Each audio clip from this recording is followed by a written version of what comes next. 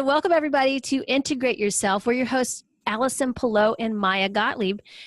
You can find me, Allison, at pureenergypdx.com, and you can find Maya at mayagottlieb.com. And just to let everybody know, we have combined our YouTube channels. So Maya and I are now together on YouTube under Integrate Yourself. So if you are subscribed to the channel and you notice there was a change in the title, that is why we're combining our forces to become more powerful and to get out to more people. So thank you guys for subscribing to our YouTube channel and to our podcast.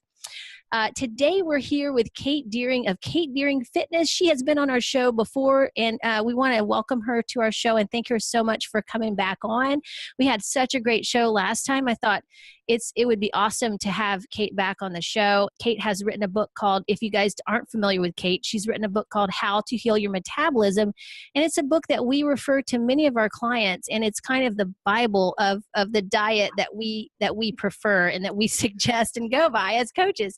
And it's just a great information all packed into one book, and it makes it really simple. So Kate, thanks again for coming on and welcome back. Oh, thanks again. I love your reference. I love the Bible thing. That's perfect. It's the way I think of it. It's such a great reference. So I love that. I love that. Yeah. You're now Moses with the Bible. If I could only just part the Red Sea, that would be, I would get it. People would really start paying attention at that point. Yeah, we're definitely glad you're back on. And one of the things we're going to talk about hopefully today is how the weight loss idea is kind of pulling people in different directions and getting them lost, and how we kind of need to help kind of understand what nutrition is there for. It's another tool to help you in your guidance to keeping stress down and allowing you to live a fulfilled life. And when nutrition becomes overwhelming and you don't know what you're doing because you've tried everything under the sun, sometimes we just need to kind of step back and look at why certain things are not working for you. And today we want to talk a little bit about that and why your metabolism is important for you individually to figure out and move on with what works for you. So Kate, first thing I'm going to ask is, can you tell them a little bit about why the liver is really important, and why that they need to be paying attention to the storage of what's happening to the liver, and why this is affecting maybe even when you try Ray Peat's work and try his ideas? Well, there's a lot of good reasons why the liver is important. At least 500, because that's about how many functions it does. So besides the fact that it does, filtering of the blood, it also stores glycogen, or sugar essentially. And that stored glycogen helps regulate your blood sugar. So the only place that your blood sugar is regulated through is stored glycogen in the liver, not anywhere else. And because we all need to have a blood sugar that's maintained, we don't want to have ups and downs of blood sugar. If your liver isn't working optimally, it usually has an issue with storing enough glycogen. And so that comes with, toxification, drugs, damage, dieting, and all those things stress your liver. Excess estrogen, all of these things are going to stress your liver. And so when your liver isn't functioning, like I said, properly, and it can't store enough glycogen to regulate blood sugar, then you're going to have all these ups and downs. Then you're also going to have trouble with sleeping. You're going to be waking up a lot throughout the night. And so it's important that we help keep that liver in good health. And a lot of the things that we need to do as far as that are, maintaining enough protein in our diet. So I know Ray says at least 80 grams, and it depends on the individual, but that it's at least basically to help maintain your liver function. And also, of course, having enough good sugars in your diet, because you have to maintain a certain level of glycogen in the liver, or sugars in the liver store, so that you can keep your blood sugar regulated. The B vitamins are also super important, also because, our liver is essentially a storage area for a lot of our nutrition. So if you don't have enough, you're going to suffer in those levels. And that's another reason why eating liver is such a powerhouse full of nutrition, because that's where we store it all. Right. Yeah. And the biggest thing I noticed some people don't recognize is that glucose is important for the brain, and your metabolism of glucose is affected through your liver. So like, even if you are ingesting some sugars, or how you can't focus on having this idea of sugar is just going to fix you, but it also doesn't mean it's not going to create some other thing that shows that you had deficiency in. Because when you add it, you're going to be kind of in a situation where you got to find what the proportion and the timing and how it works for you, and what kind of sugar works for you. Because there's such a debate now, and some of our listeners get a little confused about why sugar is important, because there's still a demonizing of sugar, and how fast and how slow they should be incorporating in it if they haven't had it. So if you came from a ketosis diet, and we had just talked about that part, maybe we should refresh about why the ketosis may not, when you're adding sugar back in, why it might affect you. Yeah. And I think that sugar is actually, it's being demonized more than it ever has. Probably more so Yeah. because the ketogenic diet is very popular right now. And Yeah. so I think when it's something like that, who is reliant mostly on ketones and basically going very low carb, that's kind of, and people are getting results. So, it is confusing because they're like, well, I took all the sugar away and I feel better.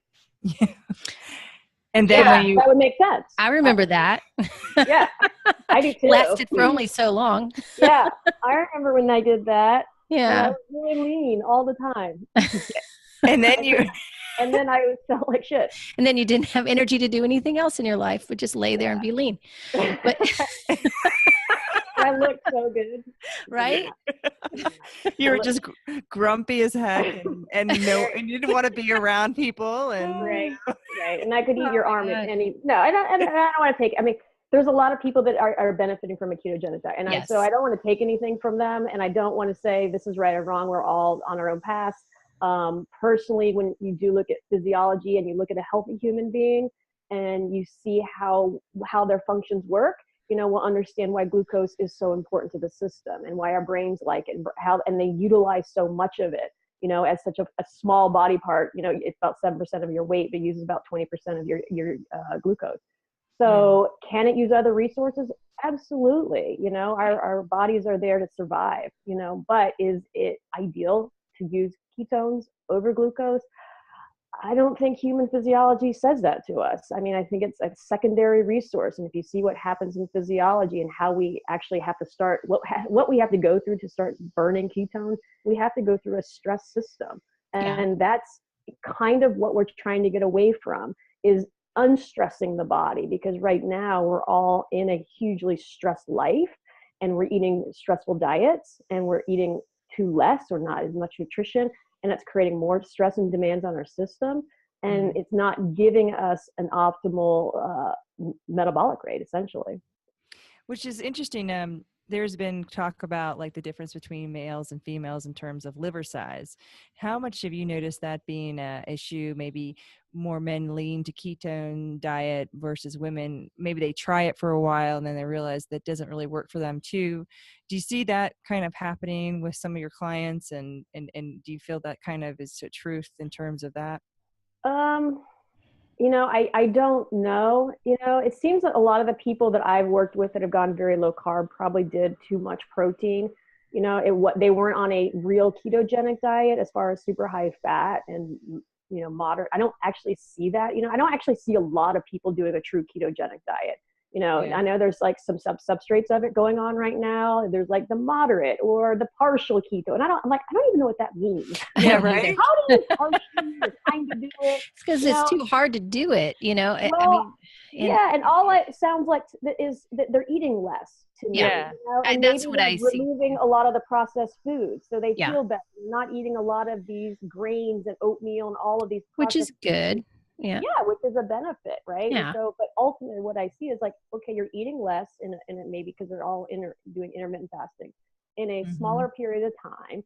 And you're giving your body, I guess, a substantial break. It all sounds like they're actually doing less activity too, so that's less stress to their system. So there are some things that I see that people are doing. I'm like, well, that would make sense. That's less stress to your system. That's less stress. But ultimately, they're getting leaner because they're eating a lot less. And you will get leaner initially by eating a lot less. And and so And if you can maintain blood sugar level because you're not, you're just kind of eating in this window of opportunity, and your body is now starting to utilize ketones and fat. So you kind of feel a little bit more balanced. But ultimately, long term, that's not a good method for maintaining a high metabolism and keeping it. And usually, ultimately, what you see is people do crash. Yeah, absolutely. And when I mentioned when I made the comment about being lean and like just looking and having no energy to do anything, I'm really talking about myself, and I'm just making fun of myself. So for everybody out there, that is what that means. And then also, I wanted to follow up on that though, Katie, because Kate. Katie, I was just with Katie Bowman. Sorry. I'm kind of having to switch gears here. So Kate, with the whole metabolism thing. So what I'm seeing too is like, we're in a mindset, we're not really understanding really how the metabolism works. And I mentioned this on our last interview together, but I wanted to get into this a little bit more and talk a little bit about like the theory of metabolism and how it's really misunderstood. And as your metabolism raises, you actually need to feed it, and it requires more nutrients, and you go through nutrients much faster. So I think that's what people don't understand. And when I coach people, I'm trying to get them to realize like how much energy you're using. You don't want to go over the amount of energy you're using and not taking enough in. Like, you don't want to have a deficit, essentially, because if this was like a bank account, we would be in debt all the time, right? Right. Just like that. But as you require more energy, you're going to need more energy. And I think that's where people kind of have a disconnect, because we've been taught to eat less and get lean, and then you're healthier when you eat less, right? No matter what. And so, like, because I feel like we're in this weight loss mentality is what I like to call it. What is your opinion on that? Because I think it's going to be more of like really a real mindset shift for a lot of people to think about feeding themselves more. Yeah. So I think, and I've thought about this a lot because I've been reading a lot of books on habit and mentality and mindset. And I think one thing that's happened is that, we're always our brains are goal driven. And so if we see the goal as weight loss, and we always think like, that's the thing, we want weight loss, right? So our brains are already programmed for weight loss. And when we start shifting people to a healing mentality, the goal cannot be weight loss, because it could come late, it could come here, and so they can get some sort of frustration going on with that. But what I think is, if you can shift your goal and say, my goal set now is to get warmer, my goal set now is to increase pulse and temperature, and to get away from actual weight loss, because that will always derail you if that is your main goal, and you still see it. I'm like, yeah, I want to get healthy, I still want to lose 50 pounds. I'm like, okay, we need to get you healthy first, and then we can focus on the weight loss. So we need to focus on all of this better energy. Are you having a bowel movement daily? These are now your new goals that I want your brain to focus on, so that you can get away from that mindset, because if not, you're going to constantly go back to what you used to think. Yep. And that is the shift that has to happen mentally, so that you can go through this process and feel safe and know that you're doing the right thing, because it's so against what you've been doing the last 30, 40, 50, 60 years of your life. And if you don't think that your brain is just on this path and it's just going to shift like that, it's not. We have to retrain it, and we have to give it a new goal. And if we don't have those goals and know what we're doing and put those into our new daily programming, you're going to always go back to your comfort zone. Well, I'm not losing any weight, I'm going to start, and then you get derailed, and then you start doing your old activities that would lead you to, weight loss, because we're just trained to do that. It's nothing that we have done. It's just, that's what our brains have trained us to do, and that's what we'll go back to. So I think that's part of the conversation that has to start happening, because so much focus is on that weight loss, everything, media, every diet plan, yes. And we all want to look better. And that's a real thing, because that's put into our society, and so we have to change that conversation to, we have to get you healthier first, and this is what health looks like. And when we get you healthier, we can start whittling away. And then that way, when you lose the weight, you're still going to feel good. You're not going to have all these cravings. You're going to have good energy. You're going to have all of these things that you've been wanting, and you're not going to feel deprived or have to completely remove a macronutrient to get to where you want to go. Right. And someone else mentioned this. It's like, okay, great, you have this one goal. So then you've lost the weight. What do you do then? What do you Yeah. call what you need to have a maintenance, an idea of how you're going to maintain. Like, what are you focused on in that moment of where I finally get a goal and I do what I need to do. But most of the time, if you see any of those programs of diets or any kind of removing of macronutrients, you can't sustain that for a long time in a period. And you know what you were talking about, like focusing on one of the weight loss, it reminds me of what they call target fixation, and where you basically, if you are in a motorcycle, they teach you not to do that, because if you do, you run into what you're looking for. And so if you think about how like Brene Brown and all these other self improvement, people that are out there, they talk about, like, if you search for something, you will find it. So if I keep telling myself I'm too fat, I'm not this, I'm not that, yeah, you'll reinforce it all the time. So if you think about weight loss as that, you're focusing on seeing what you have not done. I have not lost that weight yet. So it makes you do everything, and that stress keeps building back on the cycle, and you will find that you will succeed in finding what you do not want, or do what you say you don't want. Yeah, right. I mean, what you focus on is what what you're going to bring to yourself. So, and that, I think that just comes with the other part of, you need to be happy with exactly where you are right now and be in that state, and I'm like, I can't even tell you how many women that I've spoken to, and are like, will show me, look what I used to look like when I was 25. I was so thin. I look so great. I'm like, let me ask you a question. When you were 25, did you think that about yourself? Or were you complaining that you needed to lose 5 or 10 more pounds, or you had this little thing, or you had this mark? I mean, were you at a happy place, or were you unappreciative of that?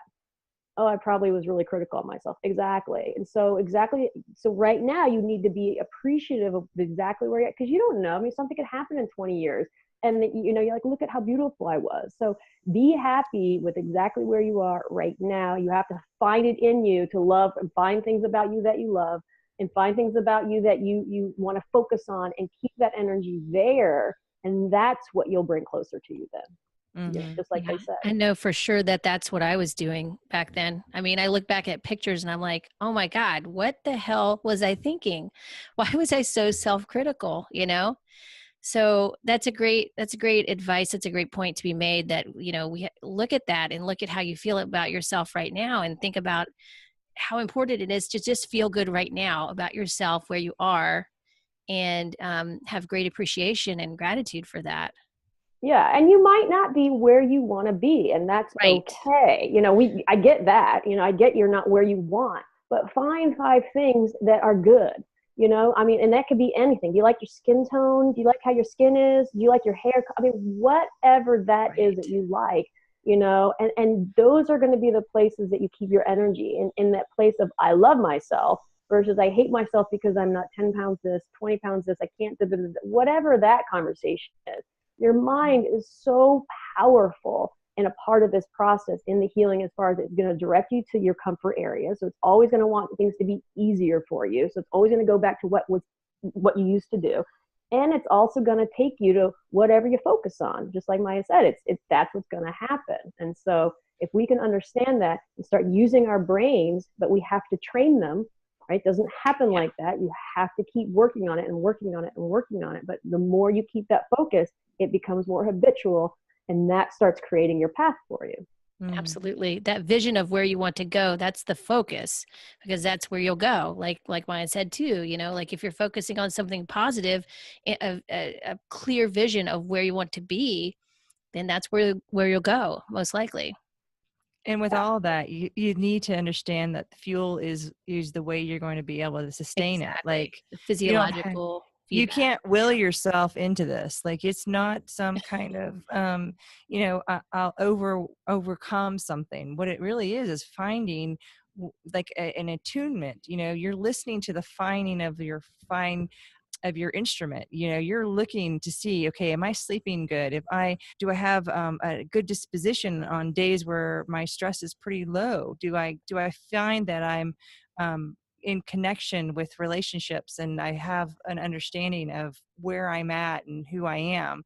And those all take fuel. So to swing back around with nutrition and try to, utilize it in a way that helps you is going to help that brain and your mind work really well to help you, give you the tools. And so with the information you've created, it's just a very good reference to help people to understand why we are kind of similar. I mean, we all have glucose metabolism. We all have the certain mechanisms that, our science class bored us to death about.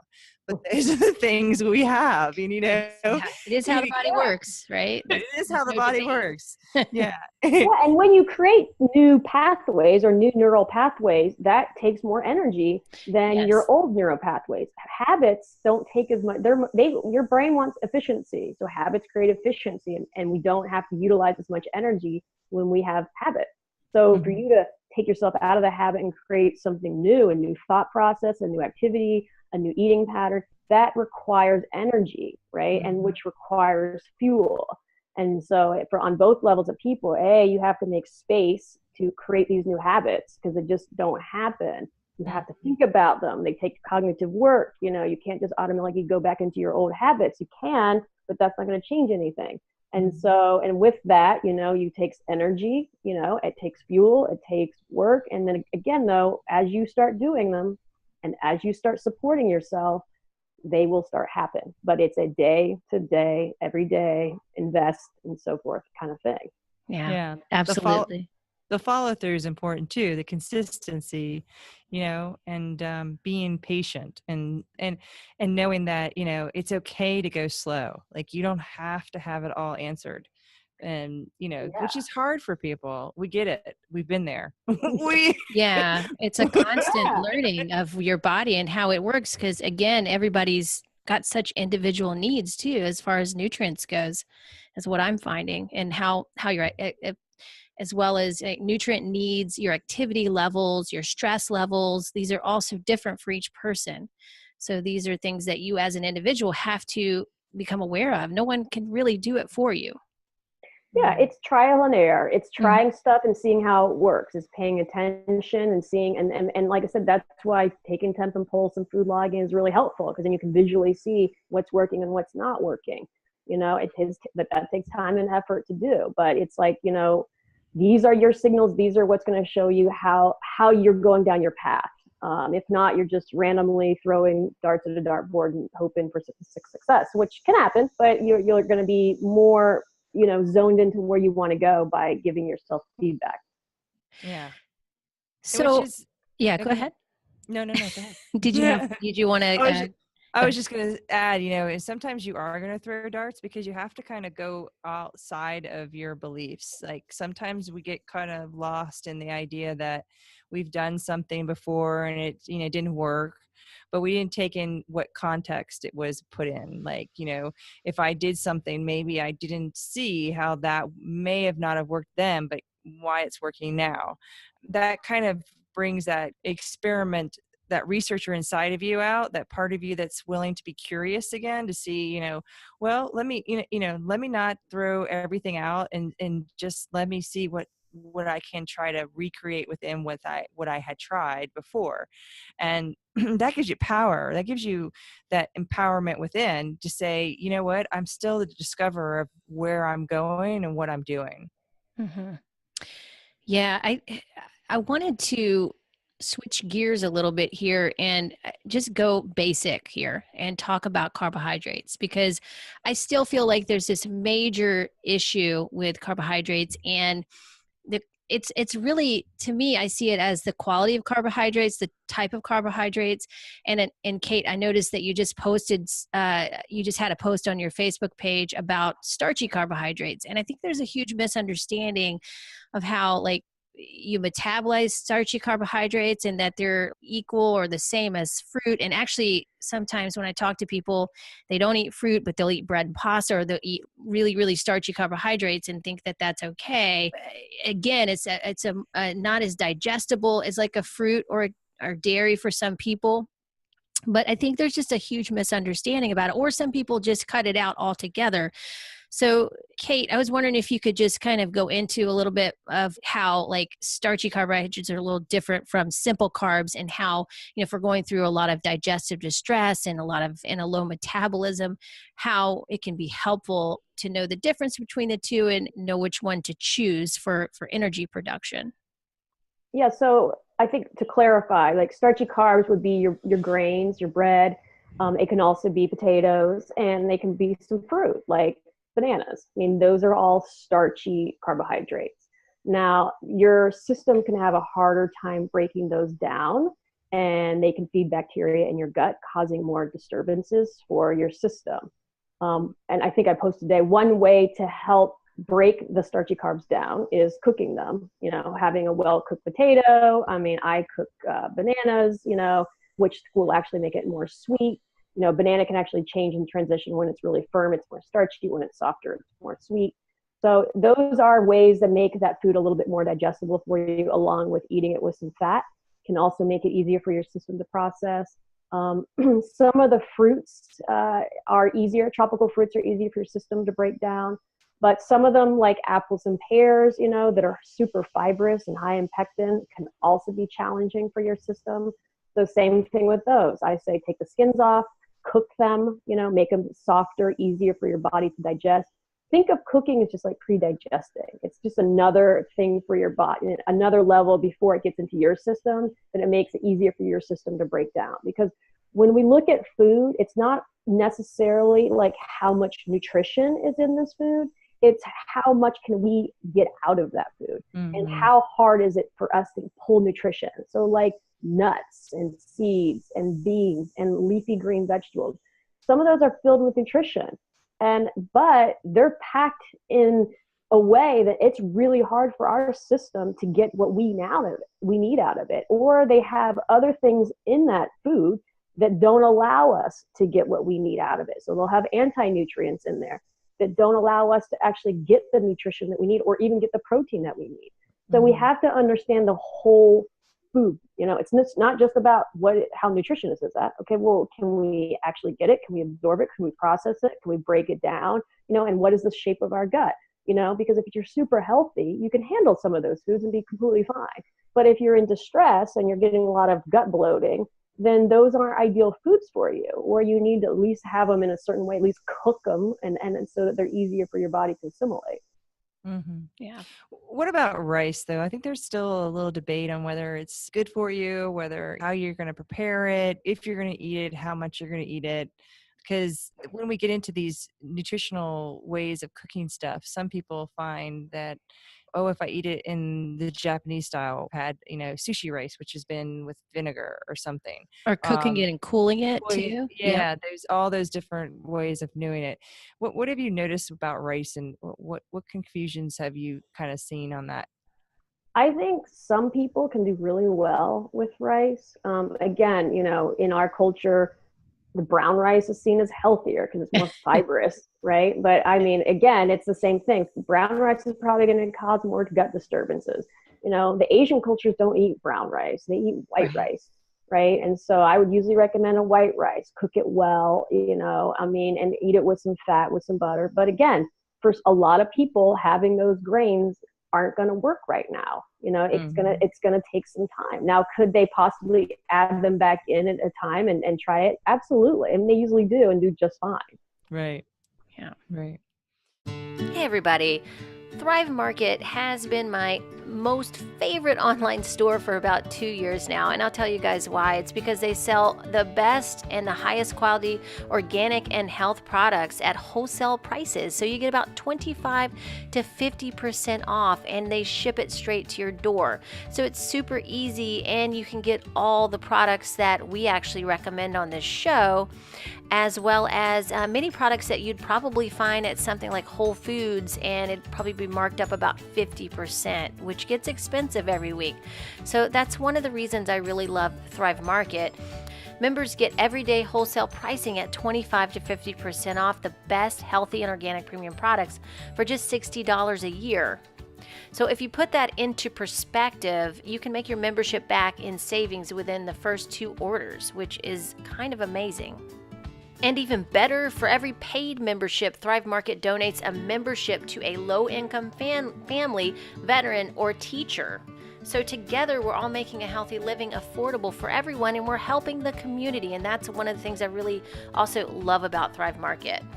And that's a company I am so honored to support. And if you support Thrive Market that way, you can also support our podcast, and by just joining, even for the trial membership or ordering a product off Thrive Market, you send a little bit of money back to us, and that supports our production costs and all the time that we put into this podcast for you guys. So thank you guys so much. If you want to join or do a trial for Thrive Market, go ahead and follow the link, click on the link, and then it'll take you to pureenergypdx.com, and you can find the Thrive Market banner, click there, and then it'll take you straight over there through our affiliate link.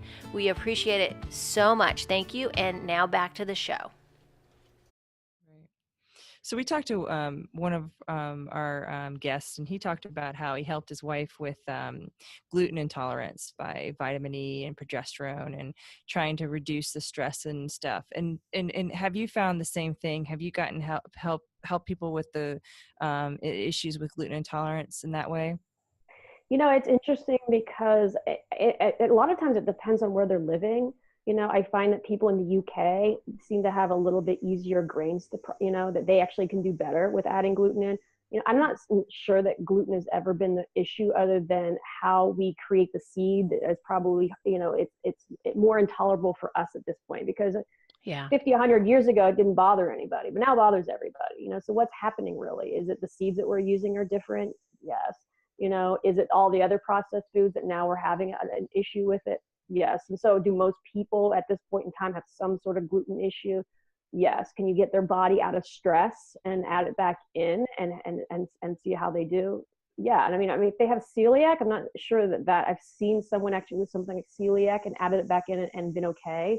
I mean, those people already seem to have made an adaptation, and now they can't tolerate it. Mm-hmm. But on some level, they might be able to go to other areas that not, I feel like the United States has probably destroyed our grains here more than anybody. Yeah. That's my experience with working from people all over the world. But, I think it just depends. It depends on, the state of their health, and where they're at, and how they're healing. Yeah. Yeah. I also have a theory that we have higher estrogen levels in general, just from all the chemicals in the plastic and the stress that we're under. That could be, and also like underfeeding ourselves too. I think there since estrogen is a stress hormone, I feel like there could be a possibility that we just generally have higher levels, and that also causes an issue with digesting gluten. I think you're more sensitive to gluten when you have higher estrogen levels. Yeah, probably any higher stress hormones. I mean, if we all knew that, again, estrogen is the stress or shock hormone. Yeah. So you understand you have elevated levels when you go under shock. And we have increased estrogen levels, and we need to understand that. After we basically have baby or have a baby or go through development, you really don't need a lot of estrogen. There isn't a really you need to get it. Just don't. Yeah. It comes naturally. I know. You don't have to work at it. Yeah. That's so I don't understand why people give people estrogen, or doctors. What else is important besides diet, nutrition? Yeah. So I think one of the things we have to be aware of when we're trying to get healthy is the amount of stress that is on our system is playing a big role. And the more stress we have on our system, the harder it is for us to get into a healthy state. And so the diet that we recommend is basically on a physiological level. There are components of it that will actually reduce certain stress hormones in your system. Sugar and salt reduce stress hormones. Calcium can reduce stress hormones. So, obviously a diet that's supported with high calcium, high healthy sugars and minerals and nutrition is going to help reduce the stress in your system. However, if you have tons of external stress, right? You're still working 80 hours a week, or you're in a miserable relationship, or, you hate where you live, or whatever, your attitude just sucks. All of those things are actually going to be extra stress on your system that if you don't look at those avenues as well, you're only going to get so far. So a healthy diet will support you in your daily life and to get through and so that you can survive per se. But if you don't look at all the other avenues in your life, it's going to be really hard for you to get to where you want to go. In fact, I worked with a client once, and and I used to train her, and I helped her with her diet, and she was in a marriage that she didn't like. She wasn't happy in this relationship, and we did a lot of different things, and we got her so far, and then finally she got to a point she was ready to leave this relationship. And I'm not telling you, within 1 year, she lost 10 pounds, and just her entire attitude, and she didn't do anything else. She didn't change her diet. She didn't work out anymore. She just basically got happier, and that shifted her. And I think it's so remarkable sometimes to see this, that sometimes it's not exactly just your workout program and your nutrition program. You have to look at other, and if you're miserable, it's going to be hard to lose weight or whatever it is you're doing, because it's just this emotional armor that you have around yourself until you get to the place that you want to go, and then things just can happen naturally. Yeah. I almost see as the weight gain as a precursor to the body going, okay, I can relax a little. I don't have to work so hard, and kind of give that preempt to saying, oh, I'm being fed and I'm happy, because like if you think about how we all love comfort food, right? Comfort food fills you up and makes you feel like secure and stuff. And if the body's been in such stress for so long, you think about like, what response would it have? It's going to say, yes, take it all in. Oh, yes, I love it, But it's also going to build muscle too, right? That's the thing that people don't consider when they're gaining weight. They're like, oh, I gain weight, but you could be also gaining muscle, which is something that's very metabolic. Absolutely. Yeah, absolutely. And when you have a supportive, when you get an anabolic state, and we all know that carbs are very protective to maintaining and helping muscles grow, and you start giving your body everything it needs to gain. I mean, you can do very little more activity, but start gaining muscle. So yeah, that does happen. But I think it goes back, you always want to be safe. Your body's always looking for safety. We all want to feel safe. And sometimes, yes, we're in that totally stressed arena, running and trying to be lean, it's just in this state of fear constantly. Like if I'm not lean, I can't love myself and nobody else will love me. There's that whole another conversation. But when your body starts shifting and eating more supportively to help it, and you might gain a little weight, it's starting to try to feel safe again, and sometimes that little bit of a body armor, a psychological level, can help people. Yeah, I mean, even though they might not like it.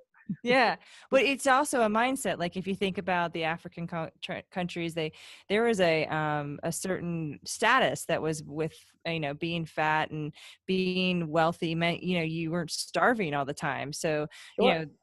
These mentalities are different in different cultures. But what we're forgetting is that there is a transition time. Like if your body's been starving, it's been lean. Let's say it's been lean, but underneath it, it's been actually starving for nutrition.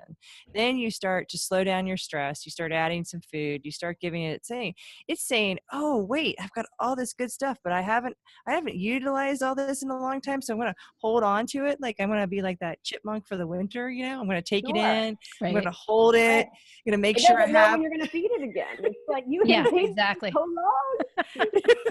We don't know when we're going to get more. That's right. And there's that part of like, keeping your body in tune with itself, and it's saying, okay, we have not been in this certain mechanism in so long that we got to kind of revamp everything, let ourselves, our guard down, and be able to go back to what we know is free and being able to move correctly, or not correctly, but just, allowing the body to do what it's naturally been born to do, instead of trying to fix it all the time. Like we got into this whole detox craze, everyone's like, we got to detox our liver, we got to detox our kidneys. These things have always done that. They've always done it themselves, so you don't have to do it. Right. Yeah, they're naturally made to be that way. They don't need help. They just stop trying to add stress to it. But that's the only thing those diets ever did. I think they helped, let's say, detox your intestines, because you just ate less crap, so it gave them a little break.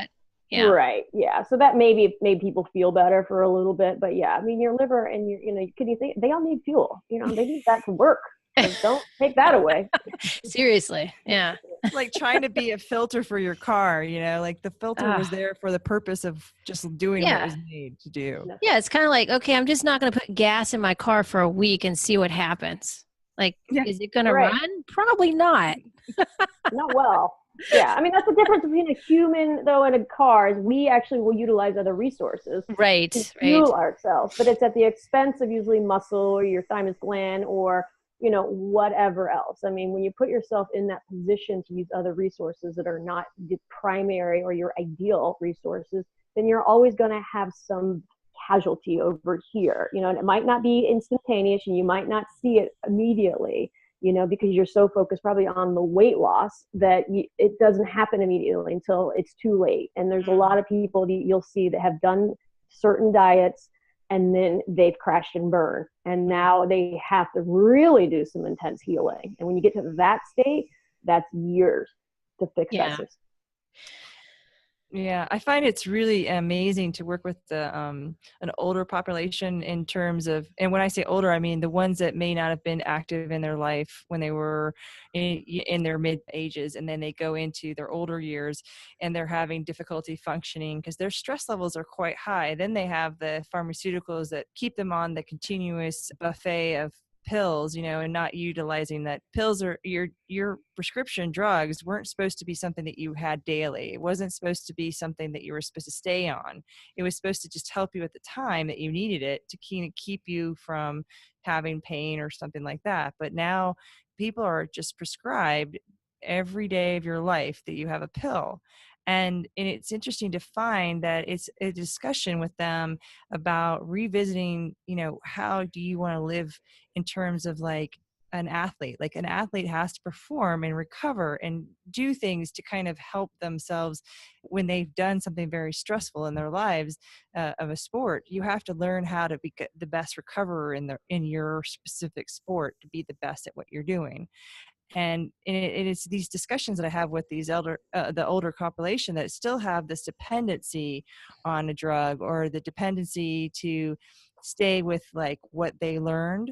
And it's kind of a re-education, but it's I also feel like I feel compassion because sometimes I'm like, all the things I've changed over the years of learning from where I came from to this point of learning stuff about repeat and all that. And the physiology, that it is really kind of difficult to let go of things that you've learned on the way. It's really kind of revisiting and saying, this isn't working for me now. It's okay to let go of that. Yeah, but I think that goes back to the neurology of when you've done something for so long. And I think pills and medications also make people feel safe. Mm-hmm. I take my pill, I feel better, I feel safe. Don't get, if you take my pill away, they get anxiety or whatever else. So they have to shift their mindset of that pill's really created an adaptation. It's really not healthy for me. And if I want to get away from it, I have to create a new set of goals. That's my goal. And, and when people get off pills, it's not just as easy as getting off pills, especially if you're on a painkiller, an anxiety or an antidepressant. I mean, it takes some time of tapering and really dedication to get off of that, and you're going to go through this phase. So that's safety to people, and I think how you were brought up and the ingrained, and like you said, the longer you're in a mindset, the deeper those neural pathways are ingrained in your system. And so for someone to shift out of that, they really got to be focused on something else and keep on that path for quite some time, and I think why people, if they've been an alcoholic and go through rehab and then a year later they rebound and go back on it because the path is still there, and so you have to go on that day to day. You have to keep on it. That's why they do AA all the time. You got to keep doing it, keep doing it, keep doing it, keep coming back. Yeah, because you've had that 30-40 years of those old patterns, and I think they can certainly diminish, but I think that they're still lingering there a little bit. That if you're not still focused, and that's why I say this path, this journey to healing doesn't end. Sorry. No, right. Sorry, there's no goal. It's just new stuff you learn. There's new places to go. There's new pathways. And, and you might just think you got it kind of figured out, and then something happens. And so now you're going to learn more stuff. And that's just how it goes. Yeah. Well, True. and that reminds me of, you stack the pharmaceuticals on top of not getting sleep, right? What do you think happens to like brain function, and how are you supposed to get into a mindset if your brain isn't functioning optimally because you don't have enough sleep? It's kind of a negative feedback loop because a lot of the pharmaceuticals, like I've had clients who have taken stuff like Ambien, and it's like supposed to make you sleep better, but it actually makes you worse. And there's so many terrible side effects to that. But I know that you've mentioned this before, Kate. Like and we teach this as well, is that like sleep, if you're having issues with sleep, that can mean other things. That can mean that you're not balancing your blood sugar properly. That can mean things that you could handle nutritionally, stress wise. I wanted to bring up this article that you posted on Facebook too, because I mean, you have the best Facebook post, I have to say. I really love it. It's my day to day to get yeah, to go through I can and tell. find good Yeah. stuff. You said a recent discovery out of the University of Rochester showed that in sleep, you can open up special channels that allow waste products and toxic buildups during sleep, including the proteins that build up in dementia, to be discharged from the brain through the cerebral spinal fluid, which bathes much of the brain. And this unique channel system is 10 times more active in the sleeping brain than in the waking state. That was really cool. I was like, wow. So there's so much that happens during sleep that we're not really aware of in the recovery process, right? Especially with brain function. Yeah. I mean, we know that sleep is beneficial to our mitochondria. So it's beneficial to our cellular function. We restore our systems that way, but it's super essential for your brain. We don't realize that our brain has a detoxification system. It doesn't utilize liver function or anything like that because we have this blood-brain barrier. So we have the cerebral fluid that actually helps detox the brain. And when we're sleeping, like I said, it's 10 times more potent while we're sleeping. So, people that aren't sleeping, they have a hard time thinking, they have foggy brain, they have all sorts of issues going on. And so, sleep is such an important piece of the pie with all of this, as far as healing. And of course, everyone says, I wish I could sleep better. I try, I'm Right. doing this so I can see. I mean, it's just, and it gets, it seems to get worse as you get older. I mean, that is definitely a top complaint. So then people just refer to medications and, I got to sleep, let me take this to help me sleep. And so, a lot of that comes back to stress reduction, balancing your blood sugar, consuming enough food through the day, and because if you're not eating enough, you're going to have dysregulated blood sugar, and then you're going to wake up because that liver isn't able to maintain your blood sugar. So stress hormones are going to rise, you're going to wake up, and that's going to be a continuum until you can get that regulated. Yeah, it's actually perceived as a bad thing, but it actually is your body is waking you up for a purpose. It's telling you, if you understand what's going on. Like, I know it's hard for some people to understand that the glycogen storage are low. What does that mean? I don't know. It means somebody else's closet isn't full. I don't know. So like, like in some ways you gotta help people kind of listen to the fact that this is like an alarm clock. It's like your body's saying, hey, we can't let you sleep because something might happen to you. And until you kind of work on maybe taking the food at night to help with the blood sugar regulation, to keep the adrenaline effect happening, or if you don't reduce your stress, maybe through trying different things, meditation, doing certain things, to maybe a bath or some kind of mechanism that works for you based on what's working for you, then you're not going to be able to just do sleep. Sleep is it comes to you for a reason, and timing when you go to bed, what you're doing every day, is it all a factor of that? Oh yeah, for sure. I mean, and I tell people now, because everyone's like, I don't want to eat in the middle of the night. And I'm like, well, a sure way to get yourself back to sleep is go eat something, go eat some salty, sweet food. You can start drinking salty orange juice. You can have some milk, put some salt in it. I mean, some people work better and they have a piece of toast and they put cinnamon sugar on it. I mean, that has worked for people. So I'm just like, whatever works for you and gets you back to sleep is going to be way more important than the calories you just consumed at that moment in time. You need, sleep is essential. And as you start regulating yourself better through the day, you will start sleeping better, and you won't have as many of those wake up calls through the night. Yeah. Yeah. And that's an interesting kind of thought, is that most things are perceived as a bad thing, but really we kind of would, if we looked at it in a different way, these are all guidances. They're like alarm clocks, or they're like gifts to say, wait, this isn't working for you. Maybe you should revisit this, instead of just pushing through it or being afraid of why am I odd or what's going on with me as a threat. It's like we're forgetting that the body is made to be our friend. Like, it's telling us things that we need to listen to. And yeah, our mindset says, oh, we're supposed to be stronger than our body, right? So our cravings or some kind of for sugar, or cravings for this, that those are deemed as bad, and you got to overcome these things. And there's the problem I see in a lot of this kind of reconstructing of the beliefs, because we really helped kind of bring this demonizing of, like, you're a weak person. I'm a weak person because I didn't do this, or I associate shame or fear or some kind of guilt with it that helps me kind of bring back this, like, I'm still doing it wrong, right? Right. And I think you're right. You got to change the conversation. You have to let people understand that just because you're stressed out and you're craving sugar, that's not a bad thing. It's just saying your body needs energy, but it is also listening and feeding it the right sources of energy, so that you're not getting weight gain or whatever else that you don't want, or overeating, right? Because overeating, that's going to make you gain weight if you're eating more than your body can utilize. But craving something sweet when you feel stressed out is a normal physiological reaction of your system, because it wants more energy. When your body's stressed, you're using more energy. The demands on your body are higher. And if you're not feeding it, your body's just eating itself. And some people like, good. Like, well, not really, because initially what it's going to be doing is just tearing down your muscle tissue, and that's how it's regulating its blood sugar. So, slow down your metabolism and create more weight gain. So then you're on this. The more muscle loss is the more stress hormones you produce, right? Yep. Which then made me have a theory of, like, well, who would want to keep us believing that sugar is bad?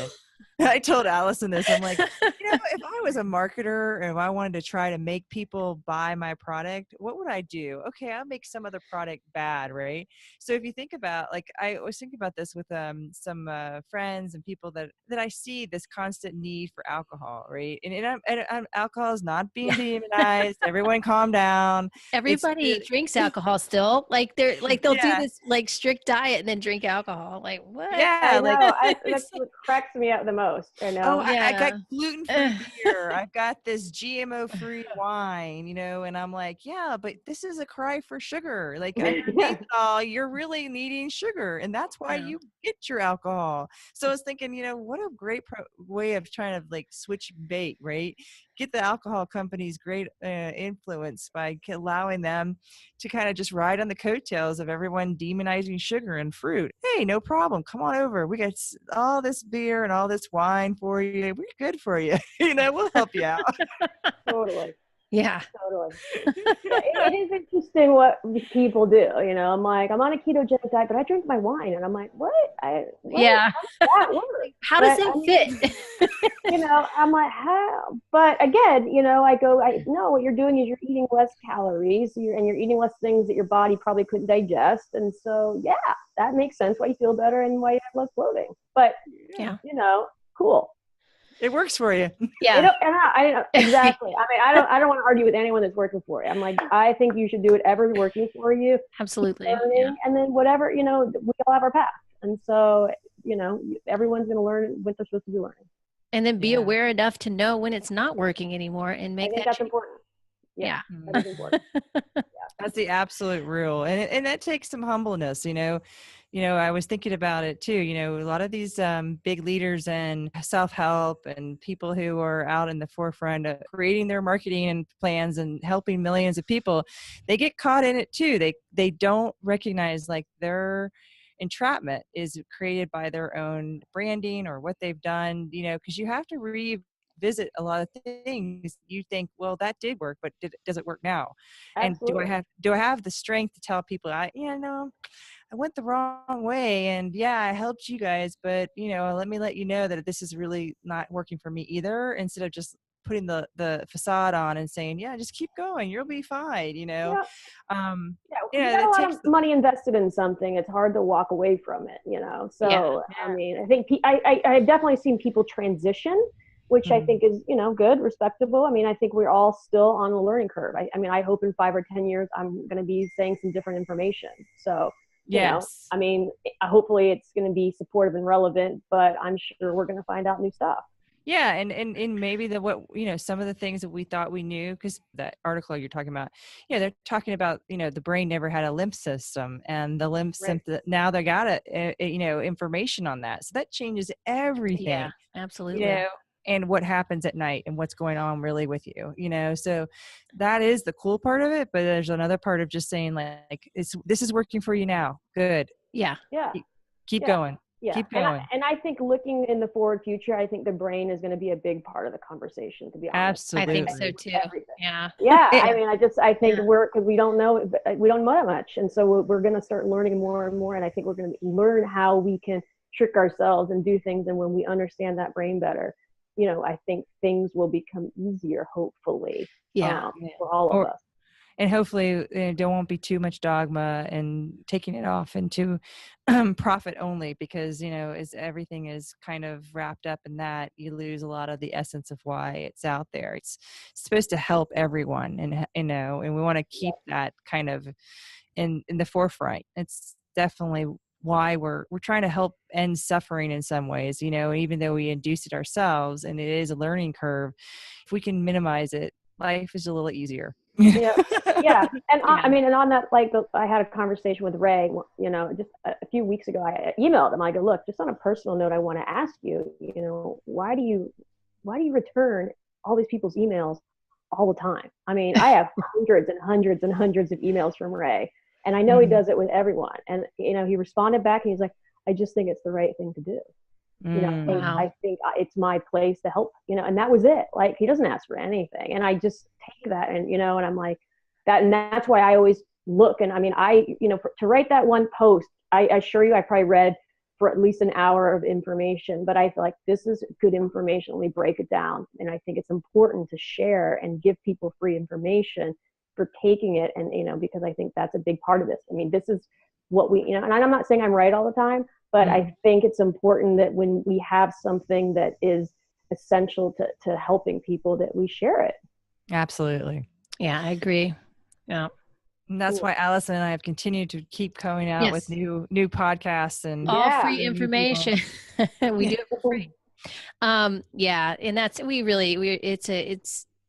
both really passionate about helping people understand themselves better, and because we've been through it and understand the value of it. So, and how empowering it is. And we're very appreciative of the hard work and the passion that you put into your book, and agreeing to come on our podcast again.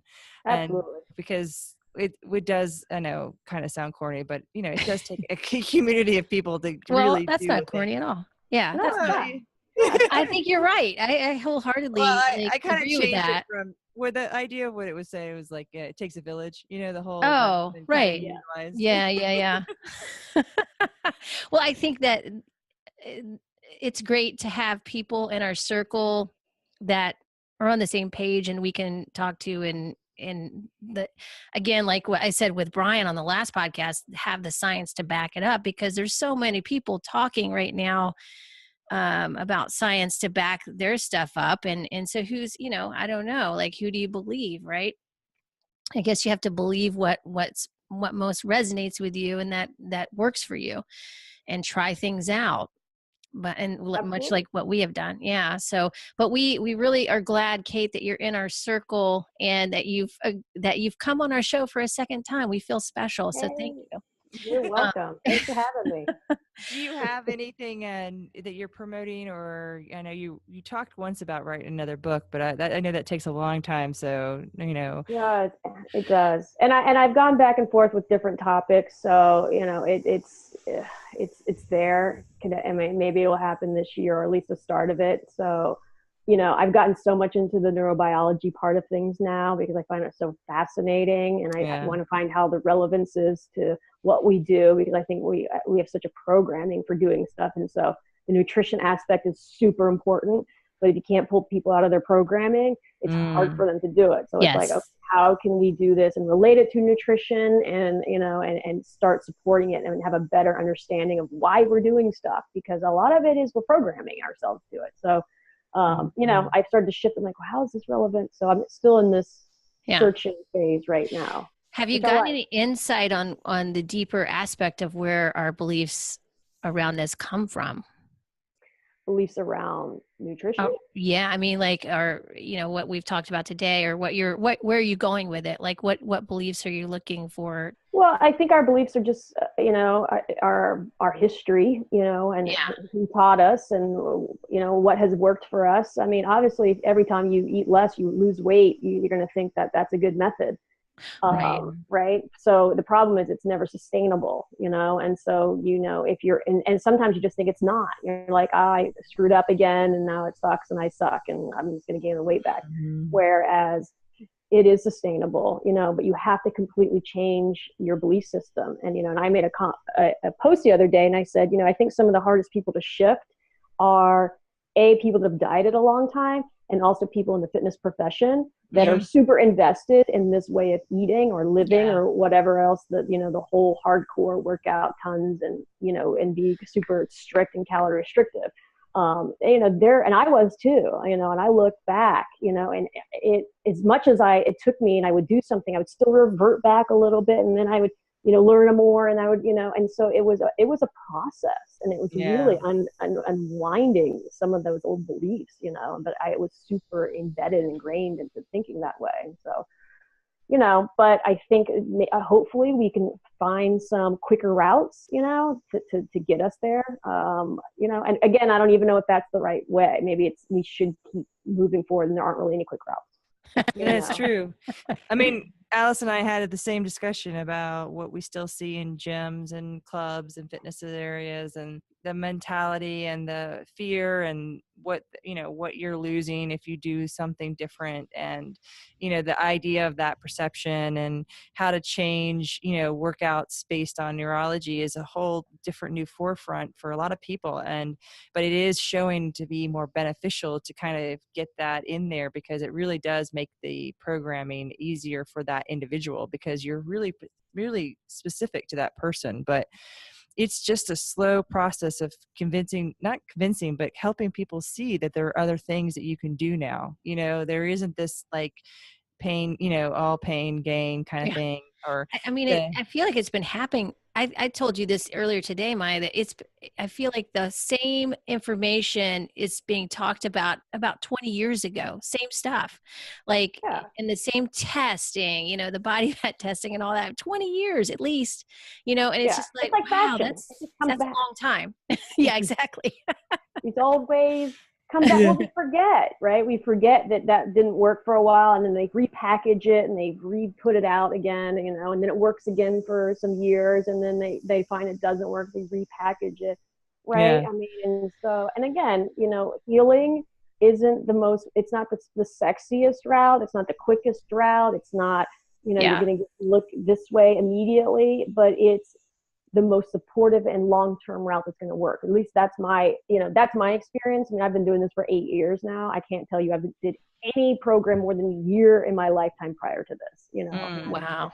I'm 46 now, and I'm lucky enough that I've done this long enough that I'm, at a goal weight that I like, and I can do a lot that I couldn't do before. And so, but that took a lot of years to get to this place, and so it just, you have to have that persistence. You have to know that this is what you want, and then you have to be brave enough to walk down these paths that are, you haven't done before, I think that's part of it. Yeah, it's definitely a life. Yeah, it's, what is it? Braving the wilderness. Yeah. Yeah. And being okay about being weird for a while, you know, because you're Totally weird. yeah. Yeah. People also, they still think I'm weird. They're just like, "You're so weird. You're drinking orange juice? What? That's You crazy. what? You're getting oysters and orange juice? How do you eat orange? What? Okay, you're weird. Well, does anybody want to, is there anything else that we want to talk about before we close up? Kate, anything else on your mind? No. No, Okay. I think it's out. Everything's out. Well, thanks again for coming on the show. You can find pleasure. Kate at katedeering.com, and you can find her Facebook page. It's Kate Deering Fitness. And her book is How to Heal Your Metabolism. And you can find that on Amazon and probably on your website too, katedeering.com. Okay.